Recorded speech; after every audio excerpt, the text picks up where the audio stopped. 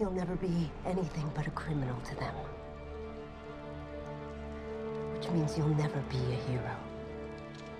Hey YouTubers, it's Charlie. This week on Arrow, we got to see Michael Jai White for the first time as Bronze Tiger, China White came back, and Roy got one step closer to becoming the Red Arrow. So let's do a super quick recap, then talk about what it means. The title of the episode was Identity, but it mostly revolved around Oliver's internal struggle between the killer he was last year and the hero he's trying to be this year. So Roy gets arrested trying to stop China White and the Triads from stealing drugs that are being shipped to the hospital in the Glades. Oliver finds out, then tries to stop it himself and runs afoul of Bronze Tiger. This basically sets up our two main plots, Oliver trying to stop China White and Roy trying to help the Hood. There's also kind of like this third subplot about Oliver and Felicity spending the night together in 3, 2, 1. So Roy gets his wish and Oliver, masked as the Hood, basically tells him that he's going to be part of the team now, only he's going to be feeding Oliver intel about what's going on inside the Glades instead of actually karate chopping everyone he sees. He's more of a contractor on Team Arrow, he's not full staff yet. That actually comes with a handy new leather uniform and weapons. During the end teaser though, Laurel gets the drop on Oliver in police headquarters and it looks like he might be unmasked, but since that's the cliffhanger, we won't find out till next week. So let's talk about the most important parts.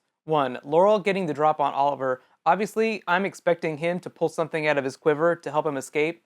I don't think that she'll end up finding out who he is till the end of the season, but I do think it's going to happen this season. I think he'll unmask himself. 2. Roy is on Team Arrow officially now. He left the end of the episode with that arrow in his back pocket, just meaning that he's basically going to be part of the shenanigans this season. Good for him. He's only part-time though, but Oliver's basically going to get all of his big missions from things based on what Roy tells him. I'm also guessing that by the end of the season, all of the corporate plots, like the Summer Glau plots, the League of Assassins, who we haven't really seen on the show yet, and all the other criminals on the show, like the Secret Six, are actually going to come together by the end of the season too. So Roy will probably end up be fighting for Team Arrow by the end of the season if he's not full-on Red Arrow. 3. The island. Slade and the love triangle aside, they found some really weird-looking skulls in this cave, and it was whatever the people who had visited the island were looking for.